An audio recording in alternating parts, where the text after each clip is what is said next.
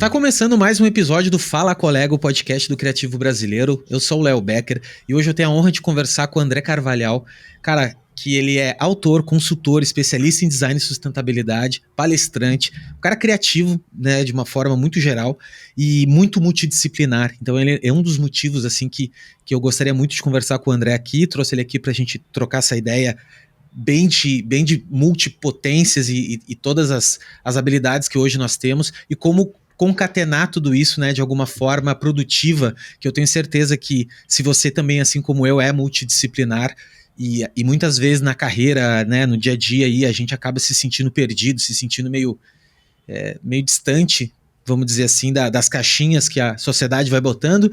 Esse papo com o André, vocês vão ver que vai dar um alívio em vocês e vai dar um super boost, assim, né, na carreira. Antes de entrar, mandar o microfone pro André, eu quero mandar aquele recado de que toda quinta-feira eu dou uma aula ao vivo, lá na minha comunidade. Então, se você gosta de estudar design gráfico, gosta de estudar tecnologia, inteligência artificial e essa intersecção que está acontecendo nas nossas carreiras de um modo geral, eu te convido a participar. São aulas ao vivo, toda quinta-feira, e a gente fica gravado, né? Tudo que já foi e já aconteceu tá lá, gravadinho, e a gente também troca ideia, tem toda uma comunidade lá de outros profissionais criativos também.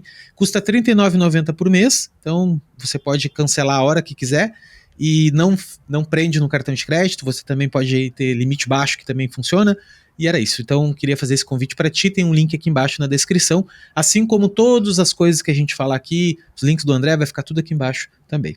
Era isso. André, muito obrigado mais uma vez, irmão. Te falei isso nos bastidores e vou te falar aqui ao vivo. Sou muito teu fã do teu trabalho, que nem eu te disse, há muitos anos eu te conheço mesmo, assim, há anos. Só que sempre de uma forma meio isolada, assim. Eu sempre te vi em alguns lugares, de repente, às vezes na televisão, e às vezes no jornal, na época que... Uhum. E assim, cara, te vi sempre falando, assim, sempre falando um pouco de moda, um pouco de design, um pouco de criatividade.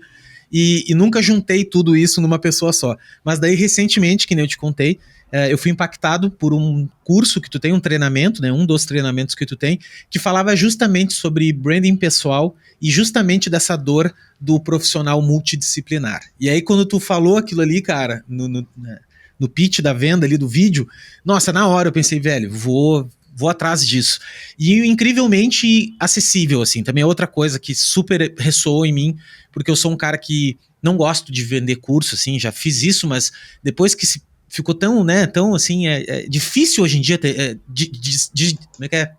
Não é dissolver, né, mas é distinguir o que é um curso bom do que é ruim. Tem muita gente vendendo curso ruim por muito caro e tudo mais, apesar de eu consumir muitos cursos.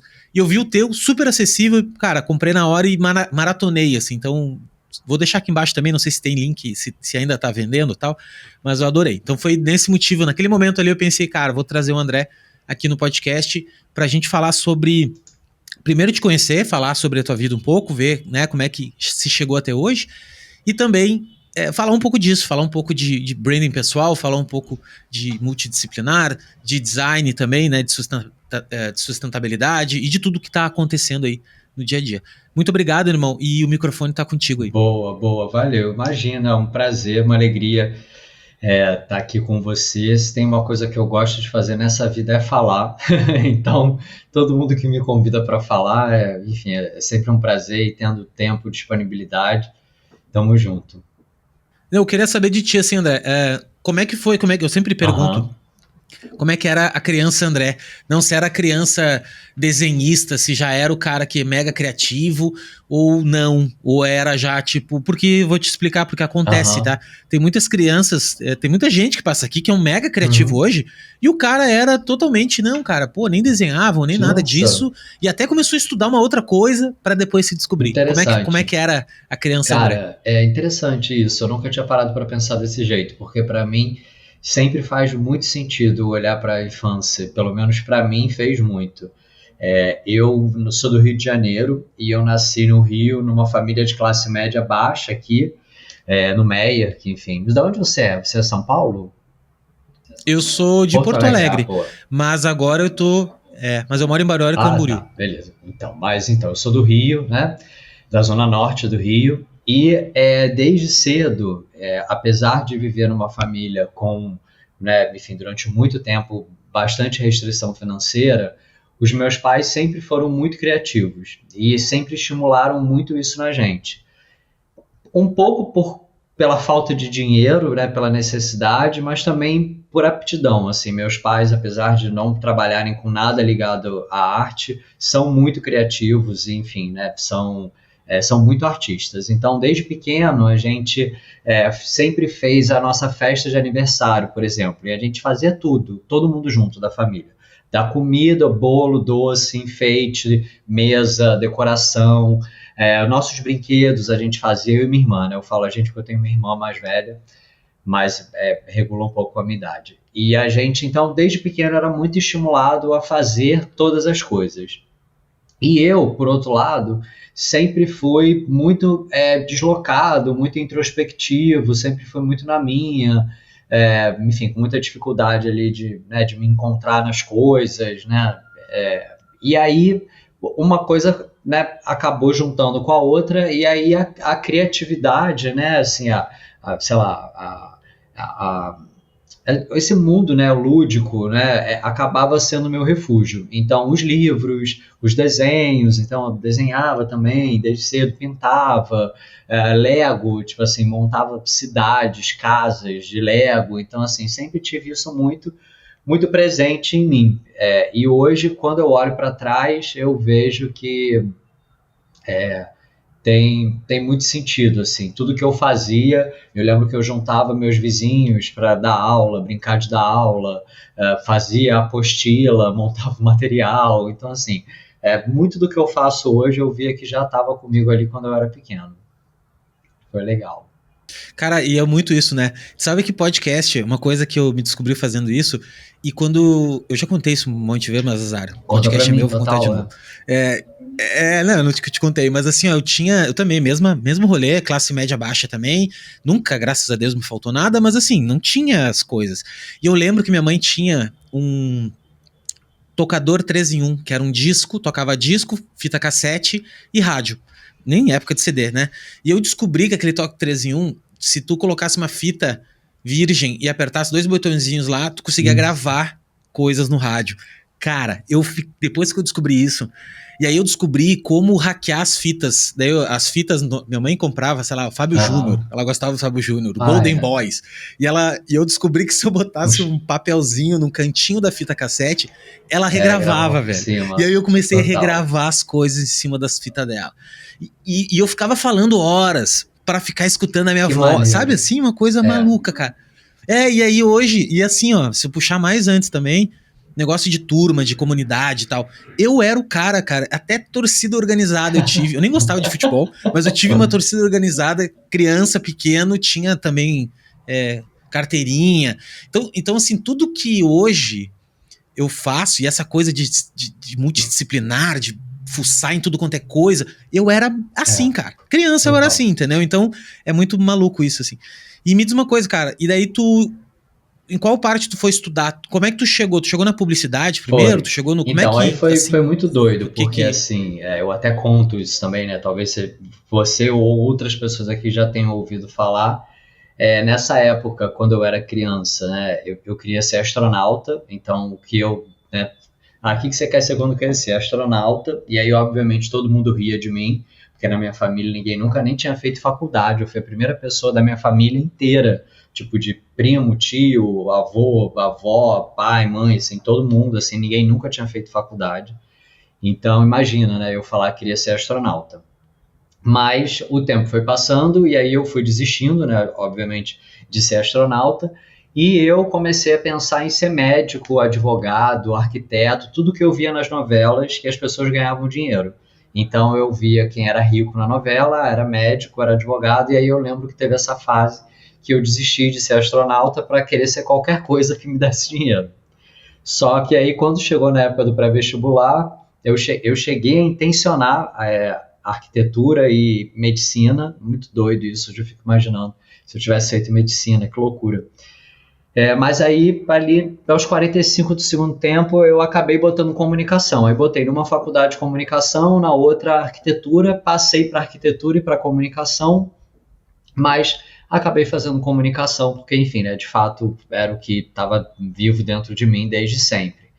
E aí eu fiz primeiro publicidade, depois eu fiz jornalismo, depois eu fiz uma pós em marketing digital. A gente estava falando aqui antes, né, assim, de surgir, né, antes da internet, antes do computador, né, como a gente conhece hoje. Eu fiz a primeira turma de pós-graduação de marketing digital do Rio, quando estava surgindo ainda na época. Então, assim, quando, né, tudo estava muito novo ainda. Comecei a trabalhar em agência de publicidade quando a internet estava surgindo, a internet comercial, né, da forma como a gente conhece hoje, estava surgindo. E aí depois, um pouco mais à frente, eu fiz uma outra especialização em design para sustentabilidade. E aí já é mais recente, aí depois a gente pode chegar lá também. Então, comecei a trabalhar. E aí trabalhei em agência, tive muita sorte, porque logo que entrei na faculdade, consegui um estágio numa puta agência. Então, trabalhei nas maiores agências que tinha aqui no Rio na época. Trabalhei na Thomson, que depois virou JWT. Trabalhei na Publicis, que era uma agência gringa, que juntou com a Salles, que era uma outra grande agência. Então, assim, trabalhei em agências multinacionais, agências muito grandes, mas vivi um período ali de 7 anos em agência, onde eu aprendi muito, cresci muito rápido, ganhei muita grana. E aí logo, né, assim, tive propostas para ir para São Paulo, ir para Brasília. Assim, um dia me vi, né, naqueles tempos áureos também da propaganda, né, onde a galera ganhava muito dinheiro, onde o mercado era muito aquecido, enfim. Acho que hoje não é tão assim, mas na época era. E aí me vi num momento assim, entre, cara, vou para São Paulo, vou para Brasília ou fico aqui no Rio. E aí fiz uma primeira transição de carreira e fui trabalhar com moda, fui trabalhar na Farm, que é uma marca feminina e é aqui do Rio, né, de moda. Entrei na Farm para fazer uma primeira transição de carreira, para trabalhar como assistente de marketing. Na época eu já era planejamento na agência, já estava com cargo assim. Comecei como atendimento na agência, depois fui para planejamento. E aí, uma época comecei a, cara, não é isso. Aí eu comecei a entender que, tipo assim, aqui o Rio tinha um tamanho para mim. E aí eu comecei a falar, cara, não, quero fazer outra coisa. E aí, tipo, uma situação muito inesperada, acabei indo para a Farm. E fiquei 10 anos lá, saí de lá como diretor de marketing, e aí foi, enfim, na Farm, onde de fato eu aprendi muito sobre comunicação, sobre publicidade, sobre marketing, sobre comportamento, sobre todas as coisas que eu sei hoje. Acho que a moda, enfim, né, tem esse poder, né, de influenciar as pessoas, de entender as pessoas, representar as pessoas. Então acho que tem, enfim, grandes aprendizados.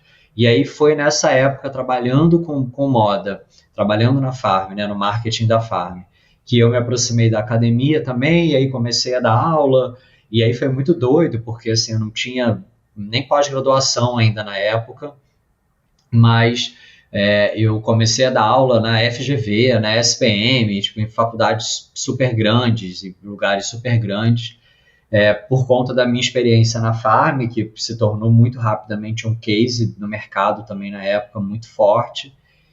E aí comecei a dar aula, aí veio o primeiro livro, e comecei a dar consultoria, e aí, enfim, aí um monte de coisa aconteceu, aí até chegar hoje. Enfim, a gente pode ir fatiando as coisas aqui também, para não ficar falando sozinho.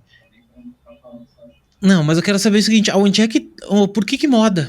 Quando é que foi que da publicidade tu, não, cara, vou pivotar pra moda? Cara, foi muito doido. Era uma parada que foi pra muito ti doido. Comecei a ter essa... Eu comecei a ter uma certa desilusão com a propaganda naquela época, justamente por conta do surgimento da internet. E eu comecei a ver que as coisas iam para esse lugar digital. E aí foi quando eu comecei vou fazer essa pós e tal.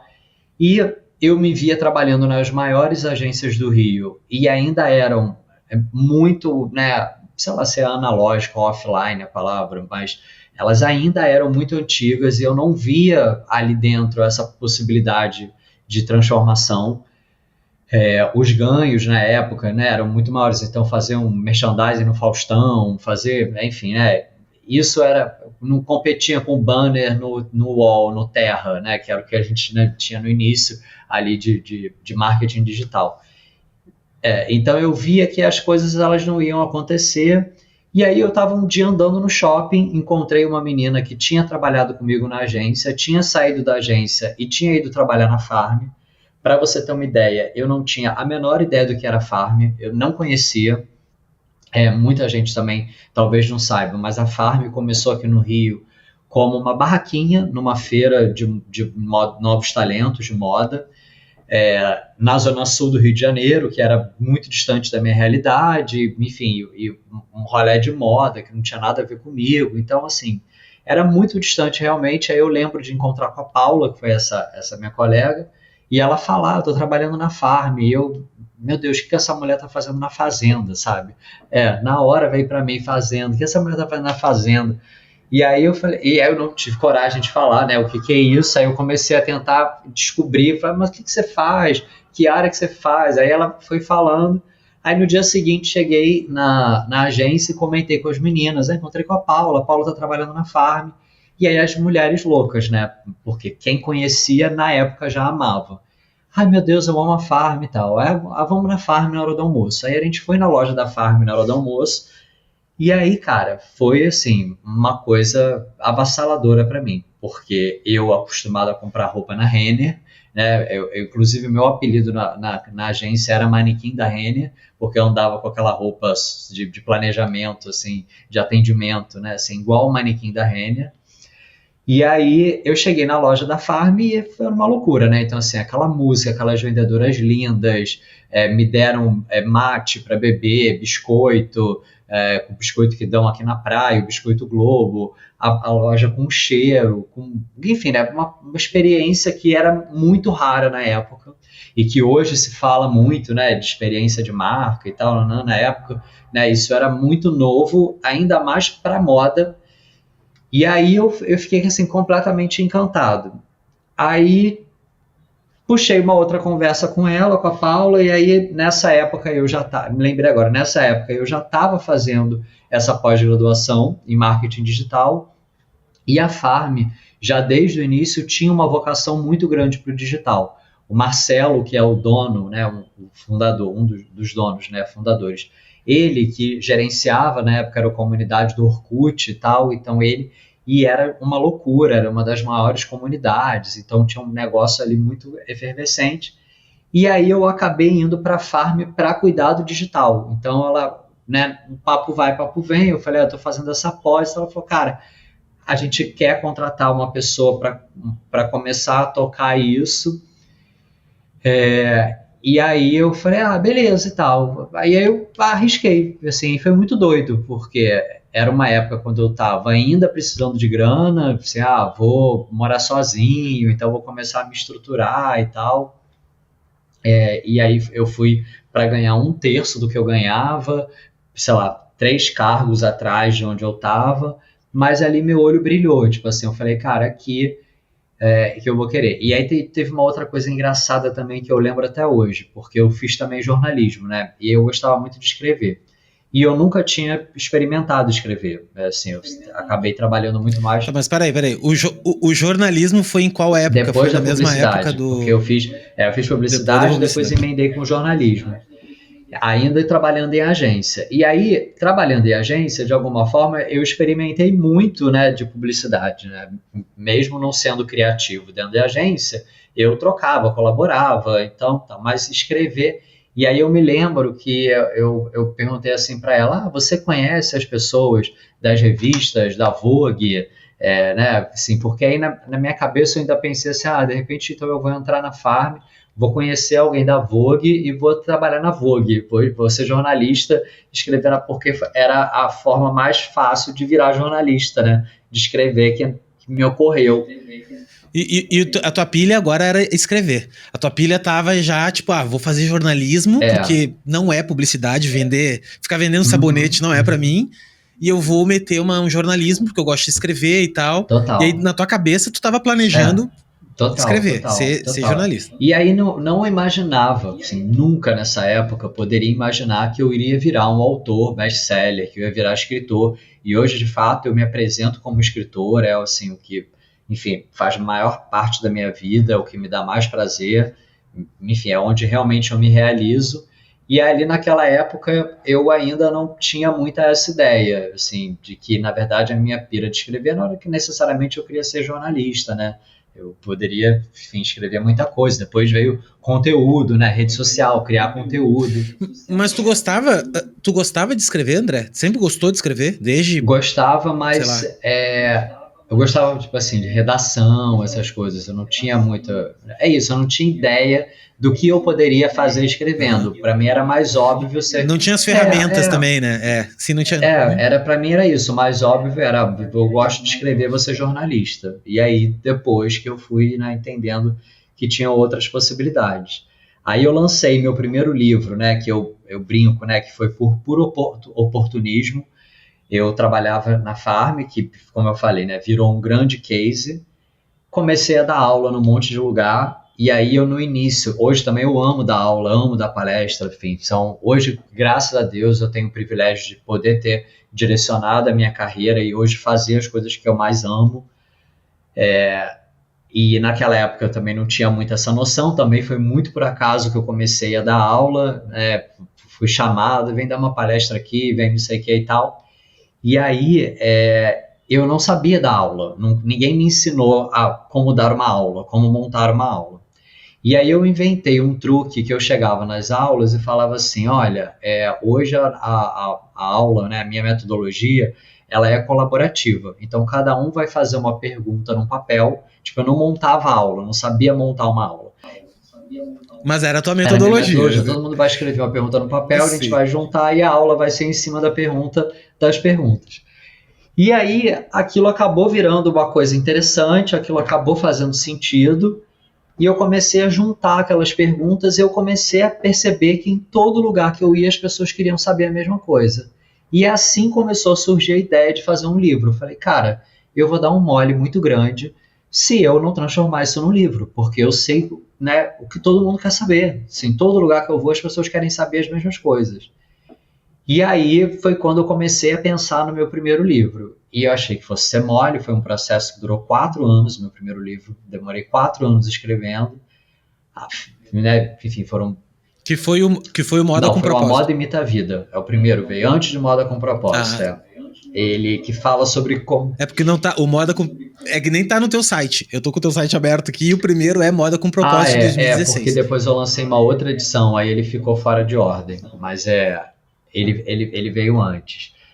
E aí esse livro ele fala sobre construção de marca, e aí junta muito dos meus aprendizados na propaganda, no marketing e tal. Então ele fala sobre como construir uma marca de uma forma geral, assim, bem abrangente. E aí foi também muito interessante esse livro, também foi um processo para mim muito de autoconhecimento mesmo, de escrever é uma coisa muito doida, porque você, mesmo que você esteja escrevendo, né, isso, né, se eu estava escrevendo sobre marca, mas aquilo mexia muito comigo, me fazia pensar muito e tal. E aí, numa sessão de terapia, uma vez eu me toquei, conversando com a minha analista, que as perguntas que eu fazia ali no dia a dia, né, da gestão da farm, eram muito parecidas com as perguntas que eu fazia na minha vida, para mim. Então, tipo, isso tem a ver comigo? Não tem? Vou fazer isso? Não vou? Tava nessa fase, como eu falei, de querer sair de casa, morar sozinho, e aí comecei a pensar que bairro tem a ver comigo. Aí parecia que eu estava escolhendo uma loja, sabe? Estava escolhendo um ponto de venda. Então comecei a ver. E aí já uma coisa mistura com a outra, né? E aí eu já começava a pirar, tipo, qual era a identidade da minha casa, sabe? Que não pensava em estilo, né? Pensava em identidade já. Pensava que música que as pessoas iam ouvir quando fossem na minha casa. E aí eu comecei a ver que as coisas elas eram muito parecidas. E aí veio um insight, que aí foi determinante para esse livro acontecer, e por isso ele chama Moda Imita a Vida, que ele fala que o processo de construção de uma marca é como a nossa jornada pessoal, é uma jornada de descoberta, de autoconhecimento, de construção, e aí eu trago essa perspectiva que, enfim, não é só minha, muitos autores falam também, de você entender uma marca como uma pessoa. E aí, enfim, né, que isso também tem muito a ver com design e tal, e aí as coisas elas foram fazendo sentido, e aí depois disso eu não parei mais de escrever. E, enfim, já foram 7 livros, esse ano eu lanço mais. E me diz uma coisa, tá? Agora voltando à nossa linha cronológica. Tava na Farm, e aí tu cresceu tanto lá na Farm, no sentido assim, eu tô falando isso porque eu ouvi o curso, né, que tu deu, e eu vi tu teve uma palestra dessa no curso. E aí, inclusive, tu foi trabalhar pra Paula, né, que era... Total. Tu foi trabalhar para ela, tu deu uns passos atrás e ok, vou ir trabalhar para ti, que agora ela era tua chefe, enfim. E aí o seguinte, cara, tu ficou um tamanho, uma coisa que é legal que tu falou assim, que chegou um momento que as pessoas te chamavam para ir falar sobre a Farm e daqui a pouco tu era o garoto propaganda da Farm, e isso se criou e foi muito legal que tu contou também, que tu recebeu, uma pessoa foi na tua casa, né, tipo, cara, eu vou na tua casa para falar contigo e te deu um banho de água fria, assim, e... Vou contar. Enfim, queria que tu... Como é que chegou nisso? Aí assim? foi exatamente isso que você falou, assim, eu tive uma sorte muito grande de estar no lugar certo, na hora certa, e enfim, né, também, né, o que é sorte, mas não acredito necessariamente em acaso. Foi muito doido, né, isso, eu do nada ir ali para aquele lugar e, enfim, entrar na Farm, na hora que a Farm explodiu. Então, muita gente foi responsável, né, pelo aquele sucesso, não só eu, mas de fato eu acabei me tornando a figura pública da marca, porque os donos, o Marcelo, esse que eu citei, e a Kátia, eles sempre foram muito low profile. A Farm sempre foi uma marca muito diferente das outras marcas, até na forma de construção. Então era uma marca que não se conectava muito com celebridade, com semana de moda. Então era uma marca muito diferente mesmo. E não tinha essa figura do dono, né? Assim, eles não eram pessoas, né, famosas, né, ricas. Enfim, eles eram muito fora da curva ali da história. E eu, por ser do marketing, acabei tomando ali a frente da coisa. Então era isso, eu dava aula, eu falava sobre a Farm, eu dava palestra, eu dava entrevista e eu me relacionava com o mercado. E aí rapidamente, né, eu enfim, né, conheci muita gente, fiz muita coisa e tal. E aí teve esse episódio dessa pessoa que trabalhava comigo na época lá, que era meio que meu par.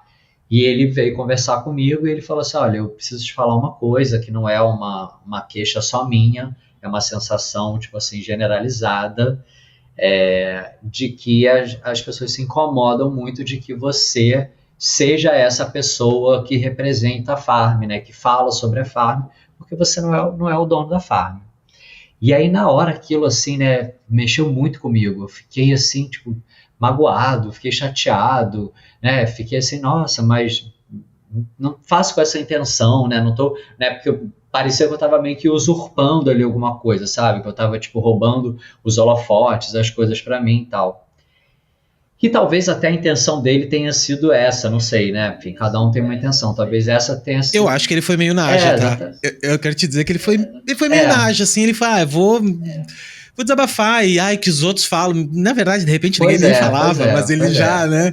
De repente, mas entendo, tudo bem, faz parte do jogo. Mas, cara, no final das contas, aquilo foi determinante para mim. E eu tirei daquilo ali mais um grande insight, mais uma grande lição para minha vida. Eu entendi que, de fato, não tinha sentido eu ser o André da Farm, porque a Farm não era minha. Então, simples assim. Então, pro bem ou pro mal, né, assim, até então, eu estava usufruindo muito bem desse sucesso. Mas eu comecei a entender, tipo assim, cara, mas se em algum momento der ruim, e depois deu, né, assim, a Farm passou por muitas crises de reputação, problemas gravíssimos de preconceito, questões de homofobia, racismo. Então, de fato, assim, eu saí da Farm num momento muito tenso, por conta, né, da explosão das redes sociais, da internet, né, e todo mundo ter voz e poder reclamar e boicotar. Então, assim, eu vivi isso ali dentro e eu tive esse insight de que, cara, hoje tá muito bom, eu tô usufruindo do lado bom, mas o lado ruim também vai vir para mim, né? E, de alguma forma, de fato, eu não sou dono da Farm, então não tem porquê as pessoas pensarem que eu sou o André da Farm. E aí foi quando eu entendi, também meio intuitivamente, né? Eu falo entendi porque, né, eu comecei a me movimentar, né? Não de forma tão racional como hoje eu falo nos cursos e ensino e nos meus livros e tal, mas ali naquela época eu comecei a entender que, tipo assim, cara, não, eu sou o André Carvalhal, eu quero construir, né, o meu nome André Carvalhal. E aí foi quando eu decidi fazer o meu segundo livro. Aí eu falei, cara, então é isso, então eu quero ser escritor. Então, assim, como é que eu vou ser o André Carvalhal, né? Se eu preciso construir alguma coisa que seja minha, só minha, que não seja da Farm. E aí foi quando eu falei, o que que é? São os cursos. E aí eu consegui negociar também com eles para que eu desse consultoria para outras marcas. Então, aí nessa época eu comecei a dar consultoria para Coca-Cola, Suco do Bem, Grendene, Ipanema, né, essa sandália, né, marca de sandália da Grendene. Comecei a trabalhar com várias marcas de diversos segmentos, mesmo estando lá, fazendo consultoria para outras marcas. Lancei vários projetos próprios, tive um jornal de arte e moda chamado Modo, enfim, fui juntando com pessoas, tive uma pop-up, uma loja chamada Bomba, que era uma loja temporária, pop-up, multimarca, quando ainda não se falava sobre isso. Então comecei a me lançar em outros projetos, fazendo outras coisas. E a sustentabilidade entrou aonde, André, aí? Tipo assim, quando tu começou a pensar em sustentabilidade. Então, aí a sustentabilidade foi interessante. Porque daí começou a ficar preta, porque tu já não podia ficar trabalhando com moda num lugar que não era, exatamente. Né? Enfim, começou a ter a sustentabilidade foi interessante. E hoje até de manhã, enfim, eu revivi essa história. Eu fui fazer um passeio de barco na Baía de Guanabara para ver as baleias, que está na temporada de baleias aqui aqui no Rio, no mar, né? E aí, o que aconteceu? Quando a gente conta, assim, né, processos da nossa vida, fica parecendo tudo muito fácil, né? Muito claro, né? Não, e assim, ó, isso, quando eu conto, quando tu olha em perspectiva, exatamente. Tu é gênio. Não, tu é gênio, cara. Eu fui genial quando eu fiz isso. Exatamente. Só que mas não é quando assim, você está vivendo aquilo, não é, né? Então, assim, não é tão rápido, não é tão fácil. Coisas que são muito óbvias, você não vê de forma tão óbvia, porque às vezes você não está preparado, não está pronto para aquilo, e não é o momento daquilo. Então, o processo é muito traumático. E aí, por incrível que pareça, apesar, né, de quando eu conto assim, né, cara, o cara tem a vida perfeita, né? Então, assim, o cara tinha um puto emprego, tinha reconhecimento, ganhava bem, tinha a possibilidade de trabalhar em outros lugares, fazer outras coisas, tinha outros negócios. Então, eu tinha, enfim, né, uma vida perfeita, profissionalmente falando, para quem olhava de fora. Mas, com o tempo, aquilo começou a pesar muito em mim. E eu comecei a sentir uma coisa esquisita que eu não sabia muito bem o que era. E aí, se durante um tempo eu me sentia muito motivado com as coisas que eu fazia e que eu trabalhava e tal, depois eu comecei a achar meio esquisito. E aí, coisas que eu achava que eram muito legais, como, por exemplo, fila na porta de loja, né? A gente abria uma loja e tinha fila na porta. Fazia liquidação, as mulheres trocavam de roupa no meio da loja, porque não queria esperar liberar a cabine. Eu via gente comprando 2, 3 roupas iguais, né? A Farm tem essa coisa da estampa, né, muito forte. Então as pessoas compravam 3, 4 coisas, né, com a mesma estampa. Uma blusa, uma calça, não sei o quê. E aquilo, no primeiro momento, era muito fascinante, né, sedutor. Aquilo, eu olhava e eu achava assim, caralho, meu trabalho tá bombando, sabe? Isso é o resultado direto do meu trabalho, da minha equipe, né? Assim, a gente tá gerando desejo pela marca, a marca é amada, é desejada e tal. E aí depois, com o tempo, eu comecei a, gente, mas assim... e aí tinha uma coisa também muito louca na Farm, era que a Farm era mantida por né, coisa de Pareto, né, 80-20 e tal. A Farm era mantida por um grupo pequeno de clientes que comprava coisas praticamente todo dia, né? Então, você tinha ali, né, 20% das clientes, né, responsáveis por 80% do faturamento da marca, e eram pessoas que iam na loja todos os dias, que compravam coisas todos os dias. E aquilo começou a não fazer sentido para mim. Eu comecei a olhar para aquilo, comecei a falar, gente, não é legal, isso não é certo. E aí eu comecei... Não tá saudável. Não é saudável. Essa galera não tá tão não saudável. É saudável. Uhum. E aí eu, por outro lado, acabei também conseguindo conquistar muitas coisas na minha vida pessoal, digamos assim. Então eu saí, né, da zona norte do Rio de Janeiro, né? A minha vista, eu brinco com isso, né? Que era a vista da minha janela era para caixa d'água, né? Eu vivia tipo assim muito próximo de uma comunidade, que era o que eu via da janela da minha casa, e eu mudei para vista para o mar. Fui morar no Leblon, no metro quadrado mais caro do Rio de Janeiro, de frente para a praia. Quando era pequeno, dividia um guarda-roupa de 2 portas com a minha irmã. Tinha depois, né, um quarto com 12 portas de armário para mim. E aí também, como eu brinquei aqui no início, mas que tinha um fundo de verdade, né, assim, quando eu era criança, queria ser rico, né, pensava na profissão que ia me dar dinheiro, porque queria sair daquela realidade que eu vivia. E aí, de uma certa forma, também foi como se eu tivesse chegado naquele lugar que eu, né, sempre sonhei, de ter a minha casa, de morar de frente para a praia, viver esse Rio de Janeiro que a gente vê nas novelas, né, que, enfim, que todo mundo imagina. E eu tive tudo aquilo e eu falei, cara, e aí? E agora, sabe? E eu continuei solteiro, continuei infeliz por um monte de motivos, e aí comecei a olhar para aquelas coisas e aí comecei a pensar isso nas pessoas também. E aí eu comecei a pensar, da mesma forma que eu, né, fui correr atrás igual um louco de conquistar, fazer, ter e tal. E obviamente, né, tenho o privilégio, né, de poder ter conquistado muitas coisas para poder chegar nesse lugar de entender, né, que não é somente sobre coisas. E aí eu comecei a pensar isso em relação às pessoas. Eu falei, gente, será que as pessoas estão comprando tanto, né? Será que também não é por isso, né? E aí eu comecei a pirar muito nisso. E aí comecei a ficar, né, tipo, muito mal. E aí tive um burnout, e né, quando ainda nem se falava em burnout, porque, enfim, trabalhava 1 milhão de coisas, né, parecidas, diferentes e complementares e tal. Fazia muita coisa, trabalhava muito, e aí comecei a ter problema com isso. E aí comecei a ter problema físico, mental, enfim, saúde mental, tem um monte de coisa. Tá, e aí tu já tava vestindo as roupinhas que já não era mais da Renner, que eu lembro que Exatamente, tu falou, não. que daí tu começou a te vestir. Onde é que foi que esse giro, assim, de... Cara, tu tava te vestido de um jeito e daqui a pouco tu, putz, vou começar a usar marca. Foi nesse momento, assim, a moda também tem isso de muito louco, né? Então, você é um meio muito de aparência. Então, eu tive que...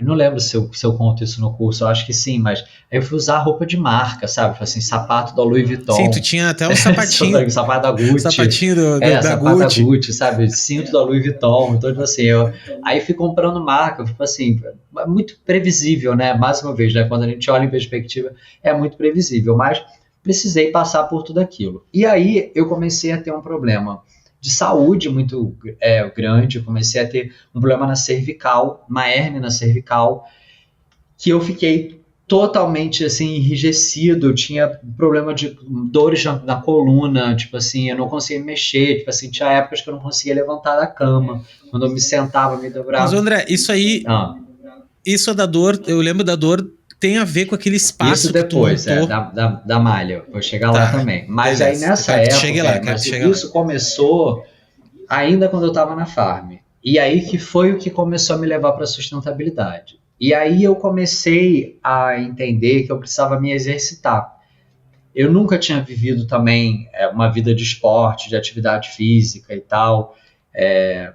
E aí eu comecei a ver que o esporte era uma saída para eu me equilibrar. E aí eu comecei, aí a gente vai para a Baía de Guanabara, que foi por isso que eu falei hoje. Eu comecei a remar, e aí eu remava na Baía de Guanabara, e como, né, as pessoas falam, e realmente é verdade, remava em meio a sofá boiando, pneu, saco plástico, boneca Barbie, pote de margarina. Então, assim, a Baía de Guanabara completamente suja e poluída. A gente fazia remadas longuíssimas, chegava no meio da Baía de Guanabara, 40 graus, a gente doido para se jogar no mar, e a gente não tinha coragem, porque a gente tinha medo de pegar tétano, de morrer infeccionado, né, com aquela imundície que estava ali. E aí foi quando eu comecei a entender pela primeira vez que para eu poder ter aquele rolê ali de forma saudável, eu precisava preservar, eu precisava cuidar.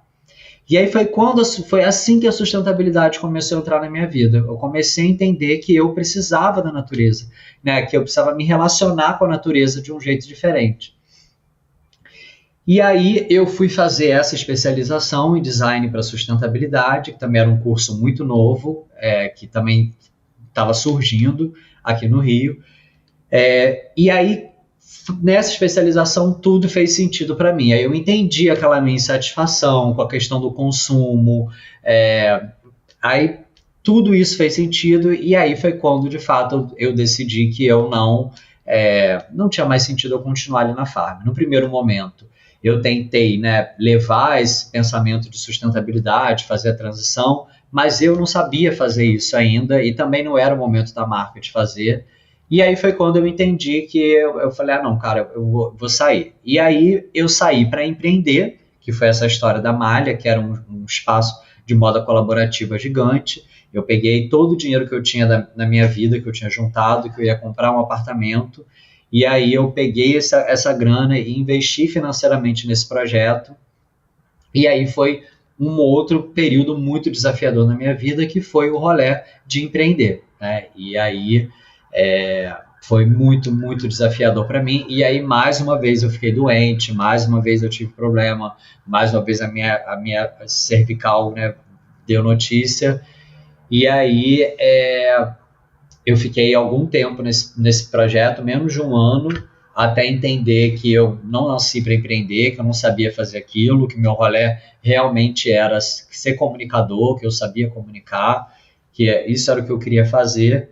Acabei voltando para o mercado, aí me associei à Reserva, e junto com a Reserva a gente montou uma marca de moda sustentável, que era a Alma, e aí fiquei com essa marca até o início da pandemia, e aí no início da pandemia saí, e aí foi quando tudo mais uma vez mudou, e aí veio toda essa história de influência, infoproduto, enfim, meu perfil no Instagram, e aí veio uma outra onda, né, assim, uma outra fase também na minha vida. Que loucura, né, cara? A quantidade de coisas que vai acontecendo. E cada uma dessas coisas aí deve ter milhões de desdobramentos que a gente não, né, enfim, não consegue contar tudo. Tá, daí quando veio a pandemia, e aí, porque pra mim a pandemia foi também uma mudança de virada, assim, muito forte, assim. Quando veio a pandemia, foi onde eu parei pra começar a produzir conteúdo, mas, assim, por uma insatisfação que eu tinha com o design, mas não era com o design em si, era com o modelo que eu vivia trabalhando, entregando projeto e tal, muitos anos fazendo a mesma coisa, do mesmo jeito. Acho que uma hora que eu cansei.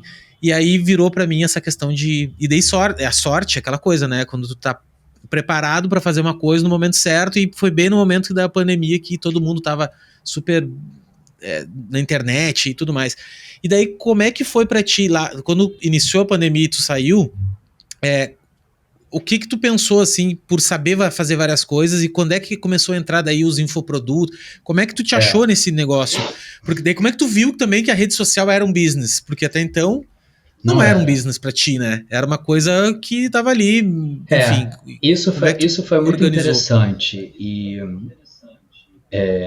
a gente estava falando um pouco aqui também antes de começar, né, do quanto você hoje faz para você as coisas que você, né, fez a vida inteira para marcas e fazer profissionalmente para as outras pessoas. É a mágica, né? A mágica que tu fazia para os outros, agora tu faz para ti mesmo, né, cara? Então. E aí, comigo foi assim também.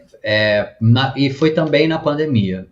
Eu tinha um perfil ok no Instagram, porque eu acabei me tornando uma figura pública, então... E logo no início também do Instagram, eu era embaixador do Instagram, então, assim, eu tinha alguma presença ali digital, mas não era algo que eu entendia como um negócio, enfim, como alguma coisa que pudesse me dar retorno, até porque naquela época eu acho que até então nem dava tanto, assim, não era como hoje a gente conhece, essa coisa da influência e tal. Mas eu tinha um perfil, já tinha os meus livros, então eu usava a minha rede para comunicar os meus livros e comunicar as coisas que eu fazia na Farm e tal, então eu tinha um perfil assim meio ok.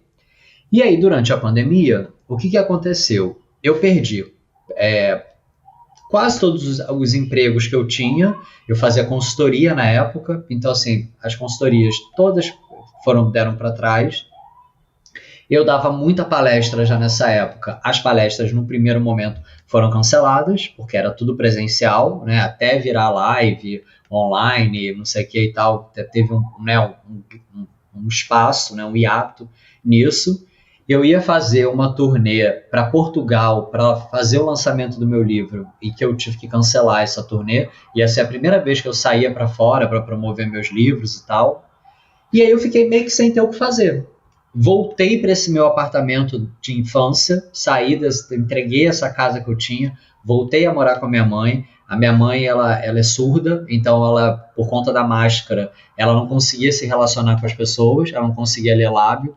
O apartamento dela, que era o meu apartamento de adolescente, né, de criança, ele é todo preparado para ela, então a campainha acende luz, o interfone e o telefone são de surdo, então assim, tem tudo, né, preparado lá para ela, e aí eu me vi, tipo assim, cara, eu tô aqui pagando uma puta grana num apartamento sem saber de onde eu vou tirar dinheiro, tenho ali uma casa própria e a minha mãe, né, sozinha, precisando de mim, e aí, cara, eu fui na casa da minha mãe passa a Páscoa e não voltei mais, e eu falei, cara, eu vou ficar aqui,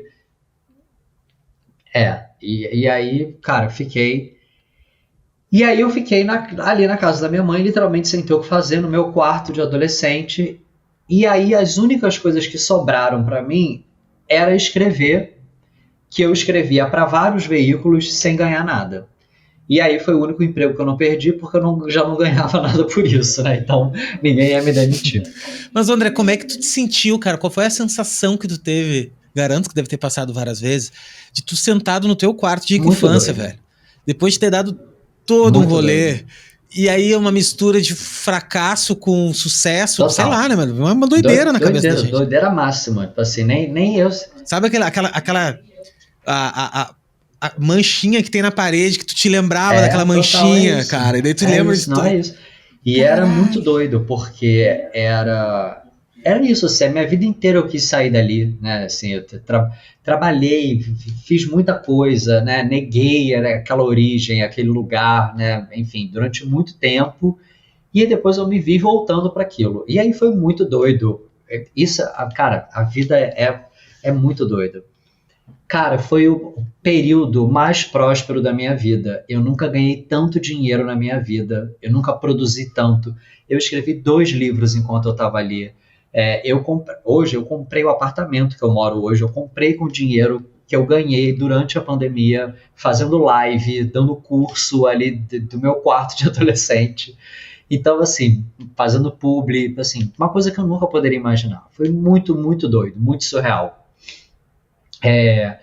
E aí eu comecei e aí eu, né, como eu escrevia, né, para vários veículos, né, acabei escrevendo para a Vogue, né, consegui escrever para a Vogue, então até hoje sou colaborador da Vogue. Então eu escrevi para a Vogue, para Veja, Carta Capital, Revista Ela, MIT Technology. E quando tu conseguiu ir para a Vogue, qual foi a sensação que tu teve? Porque eu sei, eu vou te perguntar isso porque eu hoje eu trabalho com Adobe, por exemplo, e é uma sensação muito maluca, porque quando eu era criança eu lia os livros do Photoshop, eu lia o livro, e eu via aquilo, era uma coisa inatingível pra mim, era uma coisa... E hoje eu trabalho com os caras, meu. E é muito maluco, claro, eu sou muito grato e sei disso, eu consigo agradecer isso. Só que, claro, eu queria saber de ti, como é que tu foi pra ti? Cara, é muito doido. Eu não sei se você viu, quem tá ouvindo a gente, viu um filme Soul da Disney, do cara que toca. E que aí o cara quer tocar, ele toca o primeiro show, aí ele acaba e ele fala, cara, é isso? Mas é isso, sabe? E é um pouco essa sensação, sem querer desmerecer e, né, ser ingrato, né, enfim, reconheço, né, que, nossa, né, foi um rolê para chegar até aqui, para conquistar, e eu sei que é algo que não é fácil, mas é muito doido, porque é uma sensação de tipo, é isso, sabe? E agora, né? Mas eu vou te contar uma coisa, cara, eu gosto muito de ler também, e gosto muito de neurociência e tal. Daí, um dia desse eu li um livro, cara, que explicava um pouco isso. Até por esse bolo todo essa doença que a gente tá vivendo no Brasil, do jogo do tigrinho, dos jogos e tudo mais, né? E tem um livro do Daniel Kahneman, que ele é, tipo, Nobel de Economia, inclusive.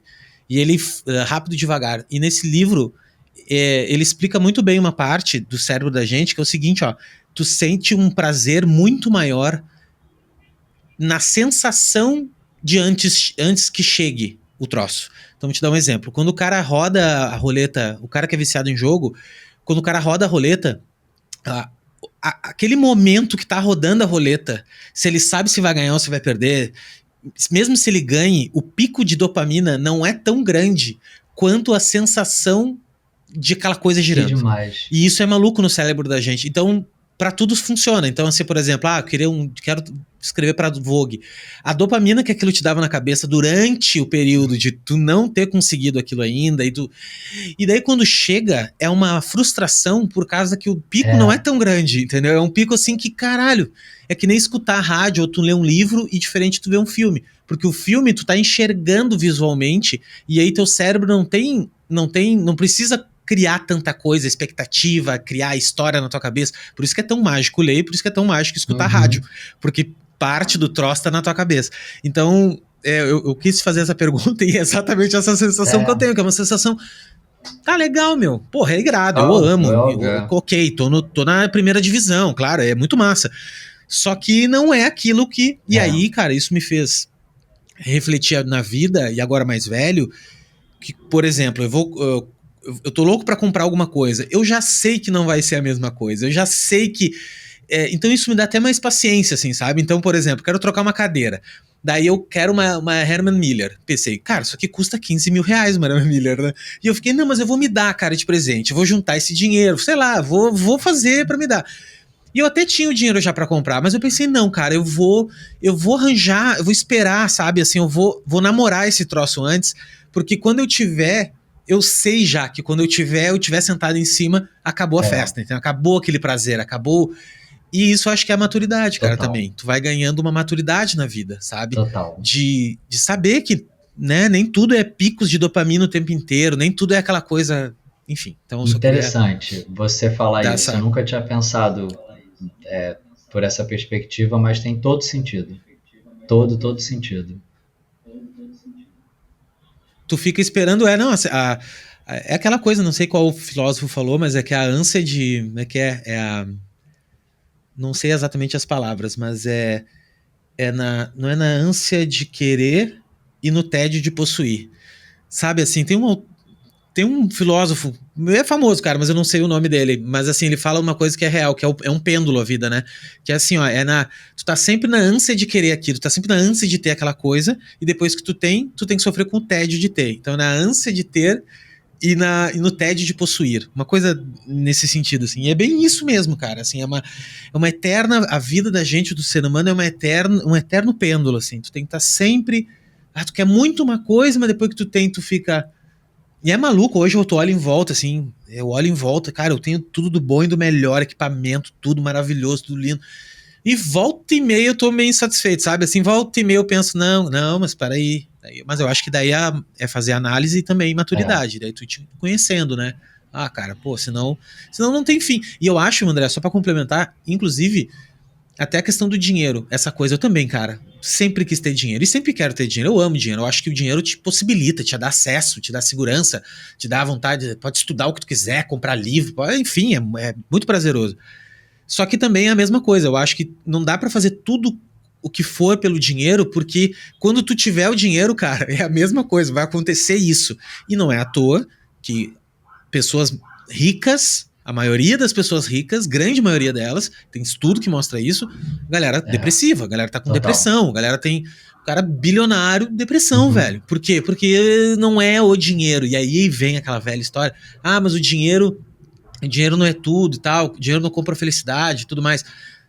Tudo bem, metade tá certo, metade tá errado, eu acho. Acho que sim, dinheiro, duvido que tu lá no Meyer, fudido, sem dinheiro, tu ia estar feliz. Tu não tá feliz. Eu acho que tem um nível de dinheiro mínimo, né? Então, tu ganhar, acho que a partir de... E tem pesquisa disso também.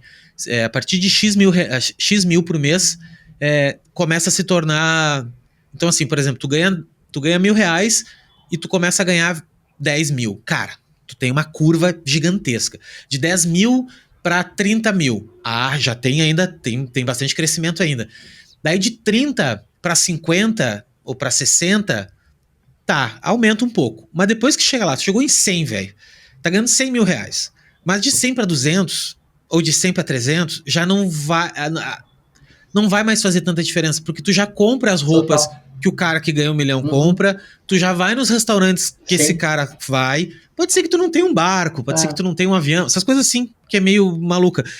Mas assim, tu já tá usufruindo de uma mesma vida, e eu acho que é por isso, por exemplo, que na Europa a galera tem uma cabeça totalmente diferente daqui.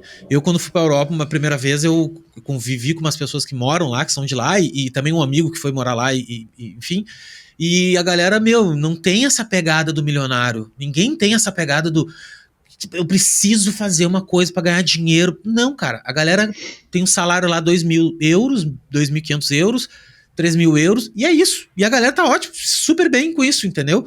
Não tem isso. Por quê? Mas aí é o poder de compra. A galera com 3.000 euros, o cara vai no mesmo restaurante que o cara que ganha 300 mil euros. Assim, a sociedade é mais justa de alguma forma, né? Tu tem um poder de compra maior. E eu acho que aqui no Brasil existe uma discrepância de classe mesmo, assim. Então o cara é muito discrepante. Então é natural que todo mundo quer ficar rico mesmo, porque... né, não tem outra saída, parece, assim, tu olha, tu não enxerga outra saída, não é justo o Brasil, não tem justiça nenhuma, sabe, não tem governo, não tem nada que equalize um pouco essa dor da galera, né, então, enfim, dei uma palestra aqui, maravilhoso, me fez pensar a beça aqui, me fez refletir a beça, tem muito sentido isso tudo, muito legal. Nem sei onde que a gente tava, antes daí tu foi pra farm, daí tu, daí tu saiu, construiu esse local, viu que não era ser empreendedor. Isso é uma outra coisa também que eu adorei, que tu falou no curso também, que é isso também, que é aquela coisa assim, cara, descobriu que não é pra ti. E eu acho até o que descobrir que não é pra ti melhor até do que o que é. Porque o que é tem muitas coisas, mas o que não é te ajuda. Eu, por exemplo, delegar. Não, tu tem que crescer pra crescer, tu tem que aprender a delegar, tu tem que aprender... Eu não sei delegar, velho. Não sei, cara. Mas tu tem que aprender, tudo bem, me esforço, vou atrás, tento, né? Só que quando tem alguém que manda mais, cara, e aquela pessoa mais organizada e tá na minha equipe, eu dou pra ela, entendeu? Ô, velho, me manda que eu sou um ótimo executor, mas não sou um bom delegar.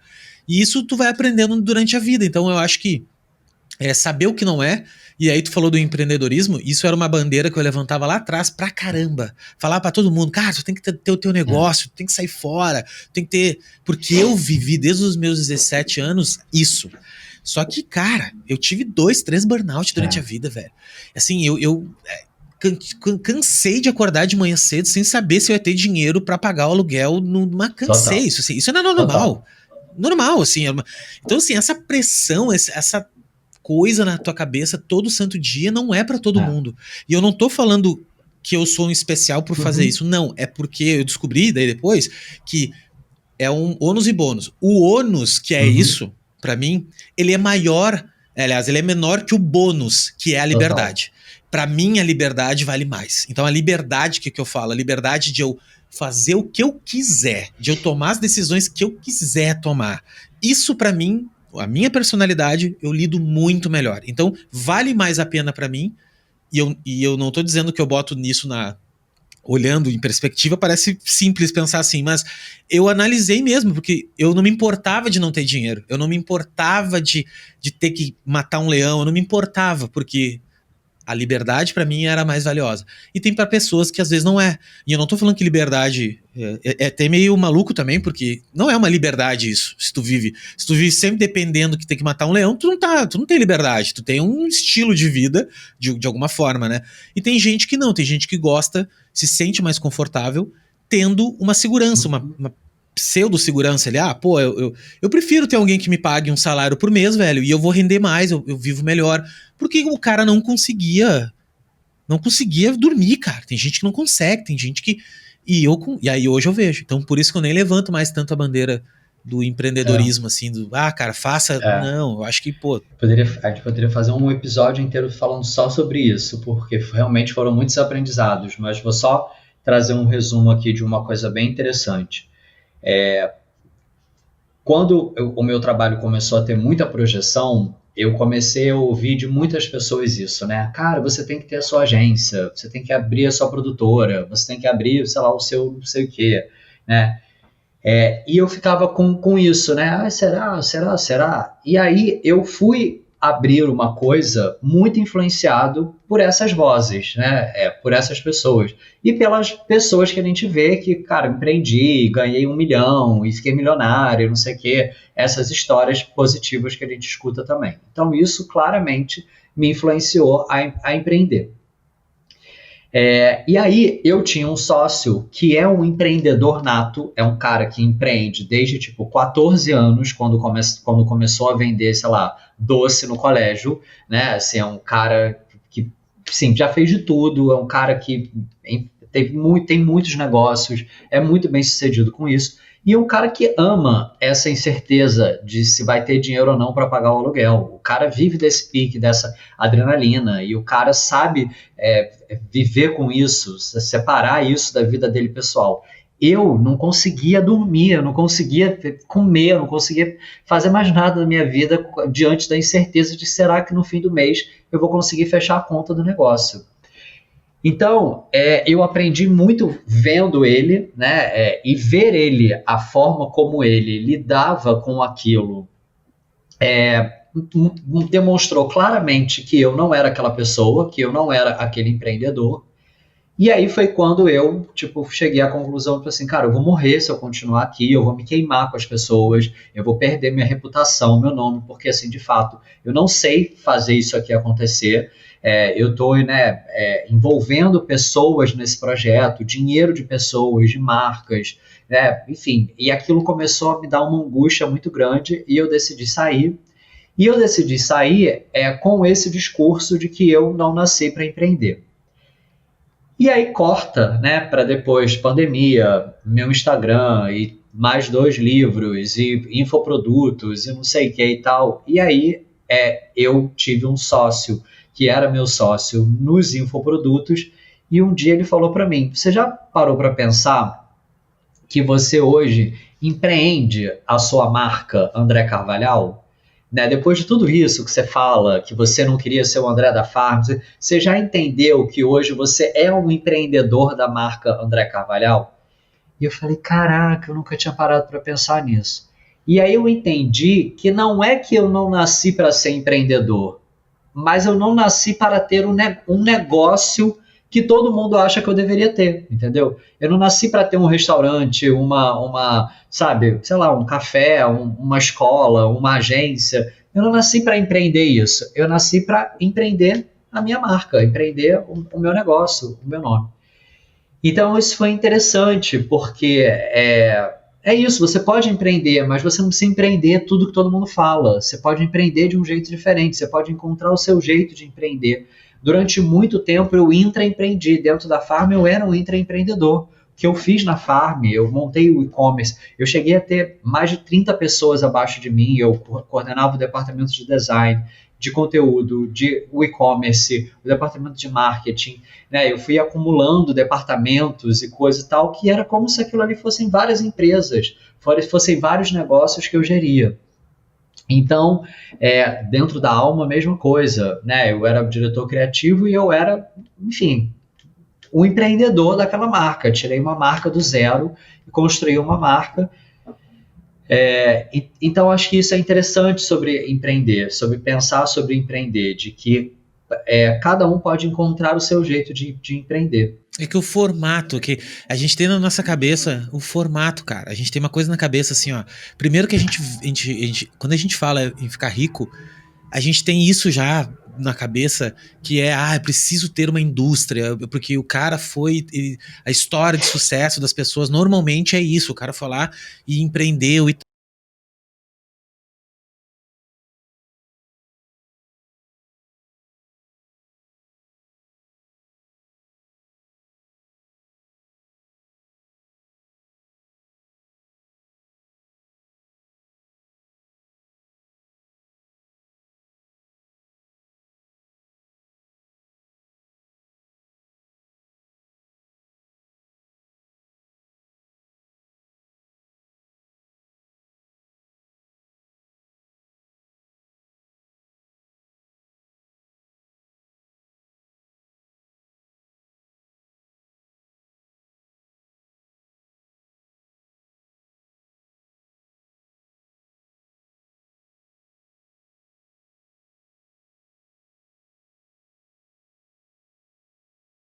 essa coisa do empreender que tu falou, faz muito sentido. Hoje para mim, se alguém vem para mim, Léo, vamos montar um estúdio de design assim assado, pô, eu não quero, velho. Eu não quero. Não quero nada, eu não quero nada que dependa de alguém, que eu precise de, assim, ter alguém abaixo de mim, sabe? Assim, eu prefiro eu sozinho. Que nem eu. Cara, eu tenho a minha marca hoje, que é uma marca que daí, por isso que tu me bateu tão forte, assim, tu é um cara que depois disso eu comecei a seguir e tal, porque eu vou te confessar, assim, eu não conheço outras pessoas que vivam uma vida que a marca delas é a marca elas, tu entende? E isso é um outro business totalmente diferente. Então hoje, por exemplo, hoje quando eu vou negociar com uma marca, por exemplo, uma marca de fazer uma publi, eu tenho um outro discurso, cara. Antigamente eu entrava no discurso da visualização, inclusive eles vêm, às vezes, a marca vem, né, com papo, não, porque quantas visualizações tu tem? Eu já na hora falo assim, cara, olha só, eu não tô entregando pra vocês visualização. Sim. Eu tô entregando equity, eu tô entregando eu e vocês, eu tô entregando o respeito e tudo que eu construí e eu tô assinando embaixo da marca de vocês perante o meu público. Então isso não é mensurável, assim, isso não é uma coisa que é um número simplesmente que tu isola e tal. E eu só comecei a perceber isso depois que eu comecei a me ver como uma marca. Me ver assim como, cara, e não um logotipo, uma marca. E eu descobri também que eu posso sim ficar milionário com isso, sabe? E aí me abriu a cabeça, eu pensei, caralho, meu, eu posso escrever livro, eu posso ter um programa de TV, eu posso ter, assinar um documentário, eu posso começar a fazer essas coisas que tem o meu nome. E aí eu sempre ficava assim, tipo, preciso ter uma empresa, preciso ter um negócio, então, se eu tiver uma produtora, tem que ter um nome. Não. Aí, inclusive, hoje eu tenho a comunidade, ela chama-se Beland, que é de B de Becker, né? Beland, cara, que é a Disneylândia minha, entendeu? E aí, tudo que eu faço de marca, eu conecto as minhas cores, consistência, verde, tudo é verde com laranja, E assim consistentemente, né? Então é muito legal tu falar isso, porque é isso, assim, é um paradigma diferente, assim, é um paradigma que a gente tem de achar que um negócio ele tem que ser nesse formato. Eu preciso. Não, hoje eu tenho um negócio que fatura tanto quanto. Que é só que é eu sozinho. Tem prós e contras, obviamente, que se eu ficar doente, fudeu, aí acabou a empresa, né? É só nossa, é só isso. Só que, cara, ao mesmo tempo. É muito rápido de fazer coisa, é muito flexível, é muito mais fácil. E tu sabe que eu nem foi agora, tá? Antigamente, antes de eu virar, assim, começar a trabalhar só com conteúdo mesmo e tudo mais, eu já era freelancer, né? Então eu fiquei freelancer um tempo. Mas eu já tive agência, eu já tive estúdio, eu já tive de tudo também. Negócios com 20 pessoas trabalhando, prédios e... cara, o que eu já tomei de tufo também, tudo isso aí. E aí chegou um dia que, sabe quando é só tu, freelance, e aí tu tem o arroba, o financeiro arroba tal coisa, o não sei o que, e é tudo tu mesmo que atende, e tu fica mentindo pras pessoas que tu tem uma empresa, né? E eu vivi isso um pouquinho, assim, então eu tinha um estúdio de design, que era um nome lá, e eu era o estúdio, então parecia que eu tinha um estúdio por trás, que era um monte de gente, e eu tinha um sofrimento com isso, porque toda vez que eu ia fechar um negócio, toda vez que eu ia em um lugar, parecia que eu tava mentindo, cara. Sabe, parecia que eu tava tendo que girar uns pratinhos que não existiam, era só eu. Aí chegou um dia que eu cansei disso e eu resolvi, não, cara, é Léo Becker, é o meu nome. E aí é só eu. E aí pronto, é leo@leobecker.com e, cara, eu sou um freelancer, assim, assado, pá. Mudou drasticamente a minha vida. Drasticamente. Eu comecei a ganhar dinheiro pra caralho. Eu comecei a descobrir que as pessoas, elas se conectam a mim e não a uma marca, a empresa que eu levava nas costas. Porque o estúdio... Não interessa se o estúdio chamava XYZ, as pessoas se conectavam comigo. E aí não mudou nada. Ficou muito pelo contrário. Ficou mais leve, mais fácil de eu trabalhar, né? Então também eu tive esse aprendizado antes até de começar a trabalhar com conteúdo, e daí quando com conteúdo eu já sabia um pouco disso, eu já sabia assim, não, cara, é eu mesmo, entendeu? Eu vou falar que eu e não vou criar. Mas eu acho que são estratégias, eu não acho que é totalmente certo ou errado, acho que não tem o certo ou errado, não tem a fórmula, porque a fórmula não tem, né? Mas assim, dito tudo isso, André, eu quero, já que a gente entrou na papo de marca, eu quero que tu fale um pouco de marca pessoal, assim, né, que eu acho que é um dos temas, inclusive, que é inclusive o livro A Marca Imita a Vida, E eu quero que tu fale agora, vamos falar um pouco de branding pessoal e de marca pessoal, que eu acho que tem a ver com muito contigo e com o papo, sim. né? Que nós Então, como eu falei, o meu primeiro livro, ele se chama A Moda Imita a Vida, e ele fala sobre essa relação entre você criar uma marca olhando para ela como se ela fosse uma pessoa, né? Por uma perspectiva pessoal. E aí, o que eu comecei a perceber ao longo desses... Tem 10 anos que eu lancei esse livro. E eu comecei a escrever ele, sei lá, 14, 15 anos atrás, né? Eu comecei a perceber uma coisa muito interessante nesse período de tempo. De que as marcas... isso que eu falava ali naquele livro, né? Assim, de uma marca ser uma pessoa, se portar como uma pessoa. Isso, de fato, acabou se tornando uma prática do mercado. As marcas, elas buscaram, ao longo dessa última década, se humanizar, ter um propósito, ter um tom de voz. Então, as redes sociais, elas demandaram isso das marcas, né? Que as marcas se colocassem como pessoas, de fato. Que elas tivessem uma personalidade, que elas tivessem um estilo de vida, né? E eu acho que, enfim, né? Por isso eu falei no início que a moda foi uma grande escola para mim. Porque a moda, ela fez isso a vida inteira, né? Antes da Brastemp querer ter uma personalidade, da Coca-Cola querer ter uma personalidade, a moda, ela sempre fez isso. E aí eu fui vendo, né, que nessa última década, digamos assim, as marcas, elas foram se humanizando. E enquanto elas foram se humanizando, nós, pessoas, fomos virando marcas. Então, o jogo, ele foi o inverso. E aí eu comecei a perceber e a ouvir, tipo, o meu personal falar: peguei o seu livro da minha namorada, comecei a ler e comecei a ter várias ideias para o meu trabalho, para, tipo, comunicar o meu trabalho. Aí ele emprestou para o coordenador da academia, tipo, sabe? E aí eu cheguei na minha dermatologista e ela falou: André, ganhei o seu livro de presente. Né? Isso, né, espaçado ao longo do tempo, mas aí eu fui começando a receber essas mensagens. E aí assim surgiu esse meu livro novo, né, que é o A Marca Imita a Vida, não A Moda Imita a Vida. Então é como se fosse uma releitura desse primeiro livro, fazendo agora, né, essa virada. Então, se antes, né, as marcas, elas, né, se viam como pessoas, agora nós, como pessoas, nos vemos como marcas. E aí, aqui tem duas coisas, né? E aí eu tento fazer um pouco essa distinção no livro, como no curso também, você viu. Existem as pessoas, de fato, que querem ser uma marca, né? Então, tipo a gente, né? Então, cara, eu sou uma marca e através do meu nome eu tenho os meus produtos. Eu tenho meu podcast, eu tenho meu livro, o meu curso, a minha comunidade. Então, assim, né, você de fato institucionalmente, digamos assim, uma marca. Agora, tem profissionais liberais de diversas áreas, como, por exemplo, o meu personal, a minha dermatologista, sei lá, quem, né, essas outras pessoas, elas estão ali presentes nas suas carreiras, não necessariamente elas querem virar influenciadoras, ou elas querem, e aí eu conto no livro vários exemplos, como do meu arquiteto, da minha paisagista, são pessoas que não têm presença digital, mas que têm uma marca muito forte, né, que tem clientes muito fiéis, que tem um boca a boca gigante, não tem agenda para atender mais ninguém, e não estão na rede social fazendo vídeo, fazendo dança, fazendo coisas.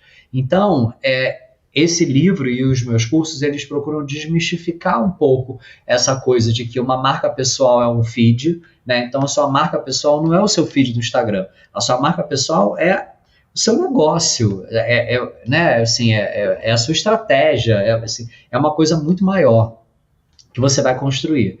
E ainda tem uma terceira coisa, né, que eu esqueci de falar, que aí são os criadores de conteúdo, os influenciadores, né, que são os influencers mesmo, né, que vivem de fato, né, só para fazer isso, que é diferente da gente, né, que tem outras coisas, né, a gente, né, não vive somente de publicidade, não vive só de influência. Então, eu acho que hoje... E ainda tem uma terceira coisa, né, que são os influenciadores, né, assim, pessoas que vivem, né, de fato de influência e de publicidade e propaganda. Então, todas essas pessoas, elas têm uma marca pessoal. E o que eu gosto de falar é que elas deixam uma marca, quer elas queiram quer elas não queiram. Então, assim, hoje qualquer pessoa, né, acho que assim, essa noção de que você deixa uma marca no mundo, eu acho que ela hoje é muito mais clara do que, né, há algum tempo atrás. Eu acho que isso sempre aconteceu, né, assim, a gente sempre teve a chance, né, de deixar uma marca no mundo, digamos assim. E hoje eu acho que, né, apesar de não depender, né, de não ser exclusivo com as redes sociais, mas eu acho que as redes sociais, as plataformas de autopublicação e tal, elas deixaram isso mais tangível e elas deixaram isso mais claro. Então eu acho que quando você pensa, organiza, tem estratégia, as chances de você dar certo são maiores. E aí por isso que eu faço o curso, por isso que eu faço o livro, e como você mesmo comentou no início, faço de uma forma acessível. Então, assim, para mim, eu não tenho essa pira, né, do infoprodutor, de ficar milionário e tal. Eu faço para mim porque tem sentido, porque eu gosto, porque eu tenho, né, prazer de compartilhar, e porque para mim é mais legal ter as pessoas engajadas e envolvidas comigo do que ter ali muito, enfim, do que só mirar no dinheiro e, enfim, seguir formatos e coisas que eu não acredito. Então hoje eu já faço tudo de um jeito também bem diferente, né, dos formatos, não sigo os padrões de lançamento. Então eu fui também com o tempo entendendo que eu queria traçar o meu próprio caminho, como a gente falou, né, da mesma forma empreendendo.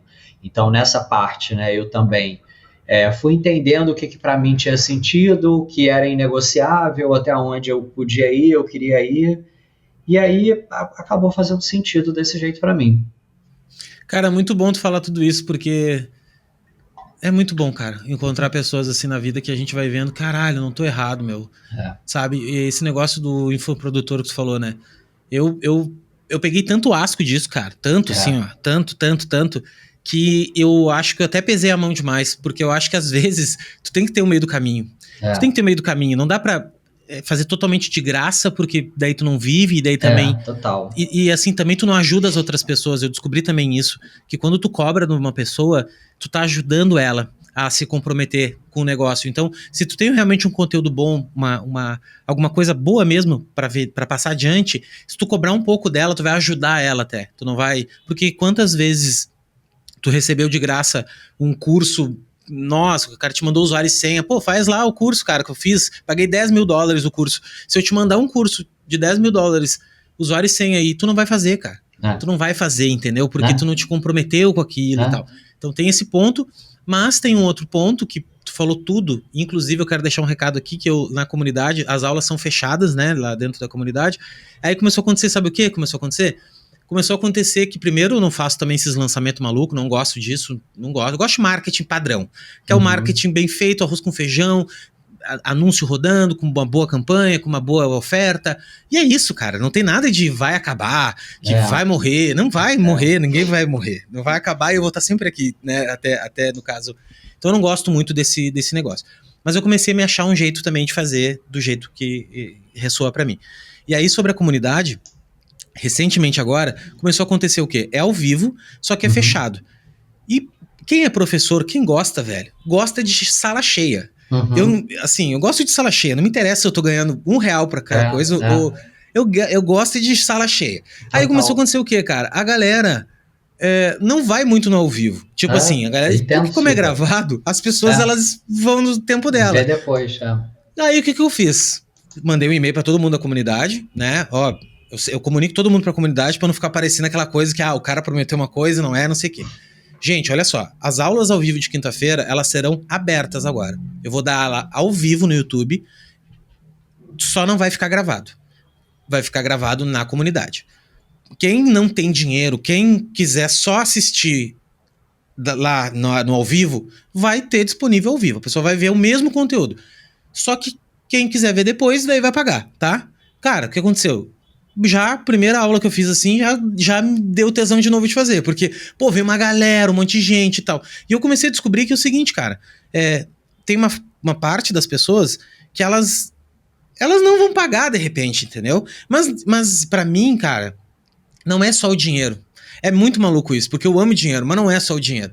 É eu poder, cara, receber uma mensagem depois de uma pessoa e dizer assim, Léo, porra, eu vi uma aula tua lá, velho, e tu falou uma parada que fez todo sentido pra mim. Total. Cara, nossa, aquilo ali, assim, ó, velho, esse podcast mesmo, agora que eu comecei a organizar ele pra ver se eu faço um dinheiro com ele, assim, vou pegar uns patrocínios e tal. Até hoje, meu, eu gasto para um caralho pra fazer isso aqui. Porque eu gosto, cara, mas eu recebo umas mensagens assim, ó. Porra, Léo, vou pro trabalho todo dia vendo lá e ouvir o cara falando uma coisa. Meu, isso não tem explicação, entendeu? Isso não tem preço, não tem dinheiro, sacou? Que faz isso. Então, é meio altruísta? É meio altruísta. Apesar de que nem tu iniciou o papo, eu gosto de falar e eu gosto de falar, tá ligado? Então, porra, eu encontrei um lugar que eu falo, eu escuto, eu aprendo. E se eu ganhar um pouco de dinheiro ainda com isso, não? Aí é Disneylândia. Mas daí eu acho que existe esse caminho, né? Mas eu queria te fazer uma reflexão olhando de fora, que eu ouvi todo o curso, né? E daí depois eu fui atrás de mais coisas tuas, inclusive comprei os teus livros agora para ler também, porque eu acho que, pô, é legal. E eu acho que tu tem uma noção muito boa, realmente, de marca. E tu é um cara muito estrategista, velho. Tu é muito estrategista. Porque quando tu falou... sabe onde que tu me pegou o negócio de estrategista? E eu comecei a perceber isso? Tu tem uma pegada mega artista, mega artística, assim, tanto de escrever, de se comunicar e tal, mas tu tem uma veia muito estratégica. Então, o que é o estratégico que eu quero dizer? Quando tu resolveu dar palestra, o que tu fez, velho? Tu pegou e não, cara. Quem é a marca expoente de palestra que tem? TED, velho. Então, sim, porra, qual é o 80-20 de eu virar palestrante? Eu fazer uma palestra no TED, velho. Porque se eu fizer uma palestra no TED, vai abrir as portas pra mim pra fazer palestra nos outros lugares. E eu vou te falar, cara, que eu inconscientemente, eu tenho um pouco isso, eu vou te explicar o motivo. Toda a minha vida eu sempre tive umas coisinhas assim que as pessoas... Depois eu li um livro do Sun Tzu, né? E o Sun Tzu, lá, aquele livro Arte da Guerra, e ele fala uma parada que sempre combata o inimigo, sempre se posicione em cima das montanhas. Por quê? Porque quando o inimigo olhar de baixo pra cima, ele não vai saber o tamanho do teu ele não vai saber o tamanho do teu exército.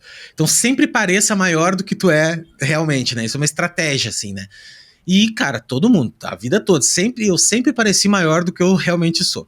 E até aconteceu o seguinte, ó, e aí no ano passado, quando eu pivotei um pouco o meu conteúdo pra falar sobre tecnologia, inteligência artificial e tal, apesar de eu ser mega nerd e ter entrado no design por causa da tecnologia e não o contrário, eu resolvi, eu tava um pouco também perdido todo dia muita coisa e tu não sabe exatamente o que é o certo, o que é o... Sabe, é muita coisa. Eu pensei, não, eu vou fazer um curso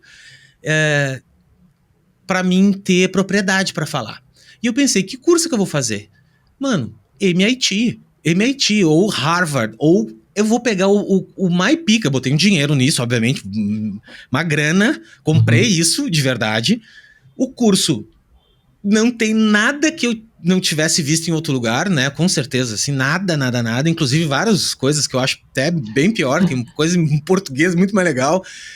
Mas o que acontece? Cara, eu vou agora, tô dando uma palestra, tô dando workshops agora nas empresas, então eu vou nos estúdios de design agora e tô ajudando a galera a fazer essa aceleração, assim. Então a galera não tem tempo de parar pra ficar lendo um report que saiu. O que eu faço agora? Eu leio esse report, entendo e explico para as pessoas. E eu tô fazendo esse lance de tradução um pouco, né, da tecnologia para minha galera, que eu conheço eles muito. É que nem assim, tu falou do livro, o primeiro livro que tu escreveu foi baseado nas perguntas. Cara, eu tenho mais de 5 anos de podcast aqui, de perguntas e respostas nas mentorias. Inclusive eu comecei a escrever um livro. Pensei que eu vou escrever um livro. Porque eu tenho tanta pergunta e resposta, eu tenho tanta coisa aqui que se repete, que não... É muito, cara. Inclusive eu treinei uma inteligência artificial, uma rede neural, com todos os podcasts aqui, e eu consigo consultar essa rede neural para perguntar, por exemplo, quais são os assuntos que a galera mais acha? Que maneiro. Qual é a maior dor que todo mundo que passou no podcast diz? E ela vai lá e pesquisa em todos os textos. Eu te conto isso aí depois, um case meu particular que eu fiz. Muito legal. Enfim, e aí eu fiz no MIT. E aí agora, toda vez que eu vou em algum lugar, Pois é, cara, eu fiz uma especialização em inteligência artificial generativa no MIT no final do ano passado. Pronto! Cara, é isso, entendeu? E aí fica aparecendo, e aí eu descobri quando tu veio falar disso do TED, é isso, cara. É tu ser estrategista também, ser estrategista, cara. Como é que eu mexo uma peça que aquela peça ela tem um poder maior de transformar mais coisas? Isso na vida da gente, né? Então, eu vou fazer uma palestra, eu vou fazer alguma coisa. Como é que eu posso fazer pivotar esse meu conteúdo, pivotar essa minha carreira de uma forma... Cara, quando tu falou aquele negócio do TED, pra mim abriu minha cabeça. Assim, eu pensei, Total. caralho, é isso, velho. Tem que ser estrategista. Porque não dá pra... Não é que não é tu vai ser... Não é que estrategista no sentido tu vai ser maquiavélico, não é isso. Não, mas Não é um sentido... É jogar xadrez e não dama, sabe? É jogar xadrez e não dama. Porque dama tu come de um em um. Xadrez tu pensa melhor, tu morre mais pecinhas primeiro pra tu posicionar uma peça que no final tu vai ter o troço, entendeu? Então, porra, tu é um cara mega estrategista, cara.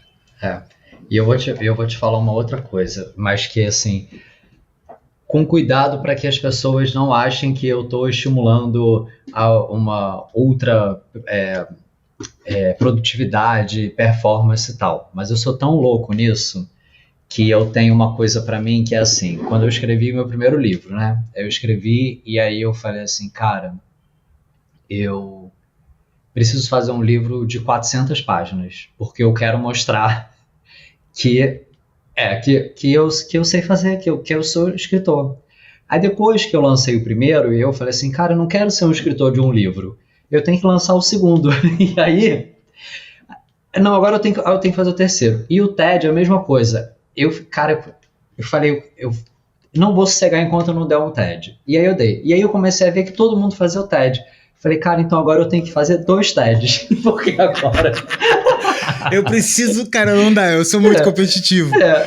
E aí eu falei assim, e agora eu preciso fazer 2 TEDs, porque assim, um monte de gente fez um TED, eu fiz 2 TEDs. E agora um monte de gente, é que daí tu começa a olhar para um monte de gente, porque tu entrou na festinha, aí tu tá naquela festa agora, entendeu? Mas um monte de gente, não é qualquer um, cara. Total, não, eu sei. Mas assim... Isso é pensar de forma estratégica, né? Assim, enfim, né? É uma brincadeira com fundo de verdade, mas é olhar, tipo assim, cara, como é que eu vou me colocar? Como é que eu vou me diferenciar? Como é que eu vou transmitir as mensagens que eu quero? É isso, o livro tem 400 páginas? Tem, e não é embromation. Eu demorei 4 anos para fazer, e sou muito orgulhoso de... Cara, até hoje eu recebo muito feedback positivo das pessoas que falam, cara, é impressionante como tem conteúdo, como tem informação. Então não é que é isso, né? Não é ser maquiavélico, então vou encher linguiça aqui, 400 páginas, só para ter um livro grosso. Não. Eu falei, cara, eu vou me dedicar a fazer um livro foda com 400 páginas. Porque eu quero mostrar que eu sei do assunto, que eu domino o assunto. Então é isso. Não, cara, e assim, ó, e tem uma outra coisa também, que é quando tu... E aí muda a vida. Assim, eu acho que tem gente que consegue isso antes e tem gente que consegue depois. Eu consegui só com 40 anos de idade. Que é acreditar em si mesmo. Que é acreditar em si mesmo, velho. Que é acreditar. Eu tô tentando. Puta, não, sim, total. Todo dia tu levanta um pouquinho e tu pensa, não, pô... Eu, por exemplo, ó, eu trabalho com rede social e eu não posso ficar muito em rede social. Porque se eu ficar em rede social ali... Daqui a pouco eu já vejo uma galera que eu gosto, inclusive são meus amigos, produzindo conteúdo, fazendo coisa e tal, eu já penso, caralho, o cara tá voando. O cara tá voando e eu não fiz. Ou o cara tá fazendo um formato e eu não fiz ainda, sabe? E daí tu começa a te comparar. Mas quando tu começa a descobrir que tudo que tu aprendeu é útil pra outras pessoas também, cara, é incrível. Porque às vezes... E outra coisa do óbvio. Às vezes tu sabe uma coisa que é óbvia, mas o óbvio precisa ser dito. E às vezes tu fica na pira... tanto de querer reinventar uma coisa tão sofisticada, tão inovadora, que tu tem que falar sobre a nanotecnologia que tá acontecendo. Cara, de repente não. E muitas vezes não. Na grande maioria das vezes, tu pode falar que assuntos que pra ti já é o arroz com feijão, mas que muita gente não sabe ainda. Ou que muita gente ainda, se ouvir de novo aquele arroz com feijão ali, de repente ela tava sabendo um pouquinho, mas daí quando tu conta o arroz com feijão do teu jeito... a pessoa entende o troço, né? E aí, cara, vem um lance de professor, né? Eu me auto-intitulei professor depois de muito tempo de dando aula, porque eu gosto de dar aula, é só por esse motivo. E aí eu me descobri, eu nunca na vida quis ser professor, nunca. Só que eu descobri que passar adiante conhecimento é passar por um filtro por ti. E é por isso que existe professor bom e ruim. Tanto é que na escola tinha uns professores que tu odiava, porque o cara abria o livro, copiava o que estava dentro do livro e não dava um ponto de vista, não te explicava nada, e era isso. Já tinha professores que nem escrevia no quadro, o cara dava uma aula mesmo, assim, te contava o troço. E era diferente. Então, daí agora falando um pouquinho de marca pessoal e também de como se destacar, né? E aí tem a ver com o lance do pilar de tu te conhecer e saber dos teus poderes, teus superpoderes, né? E aí uma coisa que eu vejo, assim, por exemplo, como é que eu tento olhar, né? Por exemplo, eu tô na internet ali falando sobre inteligência artificial. Porra, todo mundo fala de inteligência artificial. Não tem nada que eu vá ali mostrar pros caras que alguém já não tenha falado. O que eu penso, por exemplo? Saiu uma notícia. A OpenAI lançou agora o modelo, sei lá o quê. Se eu falar, a OpenAI lançou o modelo não sei o quê, eu vou estar sendo mais um na fila do SUS dando essa história. Mas agora, se eu pegar essa notícia, entender essa notícia e misturar com um pouco do que eu sei da minha ponto de vista da vida e der uma opiniãozinha ali, é isso, pronto. Daí eu já consigo transformar numa coisa que é ordinária em uma coisa que é mais pessoal, uma coisa que... E aí eu descobri a mágica da história. Quer dizer, descobri o segredo. Não é segredo, mas é o jogo assim, cara, da curadoria, entendeu?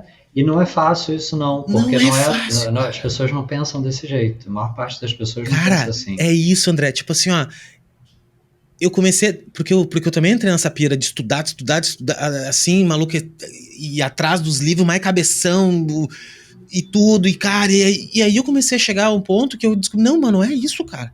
Não pode ser isso, porque, a não ser, claro, que eu vá querer conversar com 1%, 0,1% na academia, né, Academia Brasileira de Letras, de Ciência, aí tudo bem, até eu acho que daí é uma questão de... Depende do que tu quer na vida, né? Mas não é a minha. Eu gosto de falar de tecnologia, gosto de falar de design e tal, mas eu gosto de falar com bastante gente. Eu gosto de me comunicar. E aí, cara, eu descobri que é tu confiar um pouco em ti, confia em ti, né? Te dá o valor. Só que, claro, né? É aí que tu acabou de falar de encher linguiça. Tu não vai encher... Tu não é maluco, eu acordei de manhã cedo e vou falar de nanotecnologia agora porque eu confio em mim mesmo e eu vou falar, não, né, meu? Eu não, tanto é que eu fui fazer um curso no MIT pra ter, ao menos pra descobrir o que eu sei não tá totalmente fora, tu entendeu? Tipo assim, ao menos pra mim ter uma noção de que o que eu tô falando pras pessoas não é uma besteira. Eu já sabia que não era, mas ao menos eu tenho certeza agora. E é isso que acontece quando eu vejo caras que nem tu, ou faço o curso contigo, por exemplo, ali, que eu vi o Facundo, eu ia falar do Facundo. O Facundo falou uma coisa na palestra que ele deu dentro do curso. O Facundo é outro cara incrível. Cara, assim, que eu acho ele foda demais, assim, ó. E ele falou uma parada que é o seguinte, mano, se tu vai começar um negócio... Eu tô misturando já os assuntos porque eu misturo, tá? Mas assim, se tu vai começar um negócio pensando no dinheiro, velho, tu tá fudido, velho. Tu tá fudido. E ele fala uma parada que mudou minha vida do jeito de pensar. Meu... nós não vendemos produto, tu não tá vendendo... como é que ele falou uma coisa que assim, ó, não briga pela escala. Não dá pra brigar pela escala. Então, tipo assim, se tu vai vender sabonete, velho, meu, abrir uma marca de vender sabonete, tu vai te fuder, velho. Porque tem uma questão da escala, entendeu? Tem um cara que tem uma fábrica gigantesca, ele vai fazer muito mais sabonete, muito mais barato. O que tu pode vender é marca, é branding, é valor. E aí ele fala dos negócios dele, tipo, que ele vende sempre uma ideia, né? E eu gosto muito do lance do hardware e do software que ele falou, tipo... Pô, às vezes eu tenho a ideia, que é o software. Daí eu vou lá e encontro um lugar que é o hardware. Então, às vezes eu tenho hardware, mas não tenho software. O Facundo é gênio, velho. E ele falou assim, eu pensei, caralho, é isso. E aí tudo isso que eu quero dizer, assim, é só pra moral da história, não para de estudar, seja um cara esforçado, vai ler, sabe ler, cara, estudar mesmo. Só que depois, ou durante, que eu continuo estudando, começa a acreditar, cara. Entendeu? E começa a praticar que tu sabe já bastante coisa. E começa, ao menos, cara, eu fiz isso, tá, na minha vida. E eu faço até hoje. Eu sei que eu sei um pouquinho mais que alguém. Esse é o meu pensamento. Eu sei um pouquinho mais que alguém. Então eu vou falar para essas pessoas que eu sei um pouquinho mais. E aí, cara, isso me ajuda a expectativa. Porque quando eu vou, por exemplo, vou dar uma palestra, se eu fosse dar uma palestra para professores pós-graduados em inteligência artificial e não sei o quê, eu sei que o que eu vou lá falar para eles não pode ser coisa técnica. Por quê? Porque eu vou estar jogando o jogo da escala, né? Tipo assim, eles têm muito mais escala de conhecimento que eu, eles são muito maiores que eu nesse sentido. Mas se eu for lá e apresentar o meu ponto de vista de um jeito que eu só vivi aquilo, pronto, só eu tenho, daí eu vou me posicionar de uma forma. Enfim, não sei se eu fui mega prolixo agora. Não, mas foi bom, é importante pensar. E, enfim, você vê, eu falo isso no curso, né? O como é muito mais fácil repetir, reproduzir, fazer como todo mundo está fazendo. Esse senso crítico, é mais uma das coisas, né? Que quando a gente olha em perspectiva, parece simples, trivial, óbvio, mas não é. E demanda muita coragem e autoconfiança mesmo, de fato, para você conseguir colocar em prática. Super entendo. Não, é isso, cara. É isso aí. André, querido, cara, muito obrigado, velho. Nem sei se a gente falou tudo que devia ter falado, mas eu acho que sim. Eu tenho uma... Eu lido com isso, tá? Ele leva pra minha analista e tudo mais. Agora tô até melhor. Mas eu sempre acho que eu falei muito, sabe? Eu saio daqui assim sempre, caralho, acho que eu falei mais com o cara, mas tá tudo bem. Não, mas tem um cara que fala bastante também, então tá tudo bem. Eu sei que tu falou bastante. eu tenho essa noção porque quando eu vou editar o podcast daí, eu vejo as barras de áudio e às vezes a minha barra tá enorme, assim, a do cara tá só uns pedacinhos. Ah, tudo bem. Mas, cara, queria te agradecer, assim, demais pelo teu acesso. Eu mandei uma mensagem pra ti e na hora tu puta, que irado, cara. Mas deixa só uma coisa, do negócio de se posicionar que a gente tava falando. Até a questão, eu lembro que tu falou do boné também, pô, cara, comecei a usar boné e comecei a ver que isso era uma coisa diferente, que as pessoas não faziam e tal. Às vezes são pequenas coisas, cara, que a gente vai botando no nosso mix de marketing ali, no nosso tempero, no nosso molho, que faz toda a diferença. E o molho, ele não tem que ser igual aos outros, cara. É por isso que as pessoas, elas se ferram. Porque elas querem ser outra pessoa, cara. E tu não vai conseguir ser outra pessoa. É muito mais fácil tu ser tu mesmo, velho. É muito mais fácil. Só que eu acho que as pessoas acham que a vida delas são ordinárias e não tem valor, sabe? Eu acho, todo mundo acha, eu também sempre achei, e volta e meia eu acho mesmo, assim, né? Só que daí eu paro, não, cara, eu acho que ao menos ter a noção de que não é, cara, nem que seja por um momento da vida, já vai mudar, sabe? O teu jeito. É bom demais, assim. E esse lance também de câmera, de tudo, né? Tu sabe que estratégia. Quando eu entro numa reunião e tem uma câmera dessa, assim, o cara olha assim a câmera, os caras olham. Tu não tem noção, cara, do como isso muda totalmente a perspectiva das pessoas. Porque, que nem tu, quando eu olho pra ti, assim, eu olho pra ti, pô, um cara tem um monte de livro pra caralho, tem tudo. Isso são pequenos signos, sabe? São pequenas coisas, cara, que isso aí vai fazendo, né, o mix. Só que tu só consegue perceber isso, cara, depois de um bom tempo, sabe? Não adianta. Mesmo que tu faça curso, tu ensine, tu leia, tu só vai sacando isso com a vida, sabe? Tu vai vendo, assim, tu errou um monte, daí hoje tu faz bem menos força pra fazer uma coisa que tu tentava fazer antes, sabe? É maluco, velho. A vida é muito maluca. Queria que tu desse o teu recado final pra galera que nos escuta e deixasse teus... Não precisa deixar teus arroba, porque eu vou deixar aqui embaixo, mas enfim, né? Bom, para quem não me conhece, então, ainda no Instagram, meu perfil é o Carvalhando, e ali na minha bio tem o link para assinar minha newsletter, que também é muito legal e algo que eu tenho investido muito. Já tem mais de 80 mil assinantes, e eu quinzenalmente, né, procuro manter essa frequência de quinzenal, de compartilhar muito do que eu vou descobrindo, vendo, minha pesquisa, meus insights. Então, uma curadoria de links e reportes que eu recebo, relatórios, um monte de coisa. Então, é um conteúdo que eu me proponho a distribuir de graça, e é também um produto meu de mídia, que eu vendo publicidade para marcas, para parceiros e tal, mas foi uma coisa que eu decidi. Então, ao invés de cobrar das pessoas por esse conteúdo, eu faço um conteúdo que é muito legal, mas e que é bancado pelas marcas que me ajudam, né, através do anúncio, a bancar o programador, enfim, a pessoa que dispara, que faz a pesquisa junto comigo e que escreve, formata.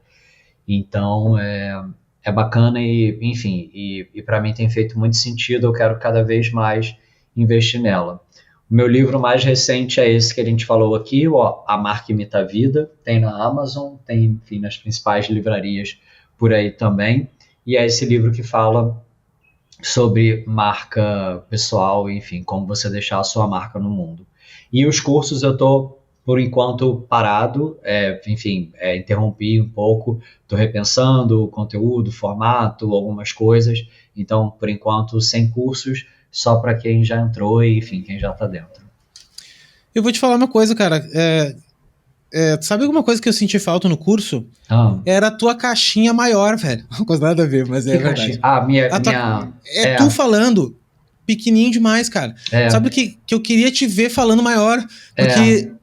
Porque tu é um professor, velho. E aí isso ajuda a comunicar mesmo, sabe? E eu senti assim uma sensação assim, às vezes pensei, muita gente fala isso, porque eu não sei como é que você, enfim, como é que você faz, mas é porque eu faço direto do Zoom, né, assim, a gente grava do Zoom, então o Zoom ele entrega aquele formato pronto que é mais fácil de editar, entendeu? Então assim, não precisa editar, a gente baixa a aula e já tem aquilo.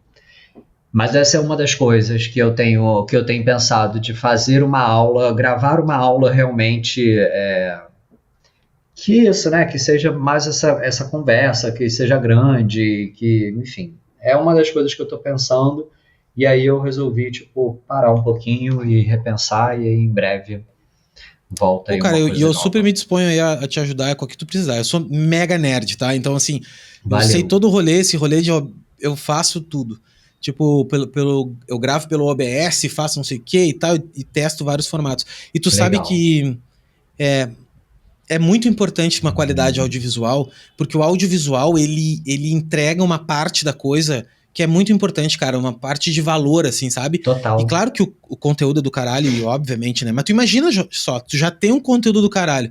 Tu imagina se tu conseguir produzir esse conteúdo do caralho de uma forma mais... Mas eu sei também que é brabo. A gente tem que... É um processo, a gente vai melhorando, vai daqui, vai dali, né? Exatamente. E até o seguinte, se tu tivesse investido muito dinheiro pra fazer, tu não poderia cobrar o valor que tu cobrou pra... Exatamente, E aí, né? E aí começa um ciclo... Porque hoje, como é que... Até hoje, né? Como é que eu sempre fiz?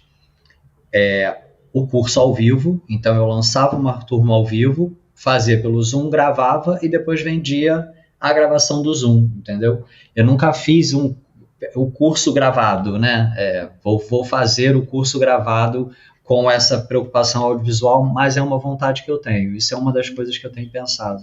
Cara, tu sabe que... Inclusive eu ia te perguntar isso, nem precisava ser num podcast, mas é que tu falava uma coisa no podcast, lá no curso, que parecia que aquilo lá era uma transmissão ao vivo, que tinha sido em alguma coisa. Porque é isso. Entendi. Porque... Não, e tu sabe que eu me descobri agora também num formato, que é o seguinte, ó, é gravar uma aula grande, então tipo, eu pego, gravo uma aula, me preparo para essa aula, pesquiso, faço todo o rolê de uma aula grande, dou essa aula grande, e aí com essa aula grande, depois eu corto outros pedaços. E muito mais louco ainda que eu comecei a fazer agora. Às vezes na aula grande, eu falei uma coisa, meio sem perceber, que é legal. E aí o que eu pego? Eu transcrevo aquilo depois e regravo só aquela partezinha. Então eu faço tipo um pupurri, lembra? Legal, sim. E daí porque acontece? Às vezes é mais difícil eu ficar pensando, planejando qual parte é legal pra fazer um corte, do que eu falar, porque eu gosto também bastante de falar, então vai falando, daqui a pouco uma parte, ok, e não ficou tão bom na hora. Mas daí eu só anoto aquilo, sento aqui e gravo 10 pedacinhos daquele só com... Mano... Maneiro. Vamos trocar figurinha, André, por causa que eu sou bem bom nesse negócio de produzir, cara. Eu tenho uma mão bem... E é eu sozinho, entendeu? Eu tenho que fazer tudo. Maneiro. Parece aquele cara que toca o fole, o pandeiro no pé, a folhinha no... né? Enfim. Legal. Gente, muito obrigado vocês também que escutaram até aqui. Deixei os links do André tudo aqui embaixo.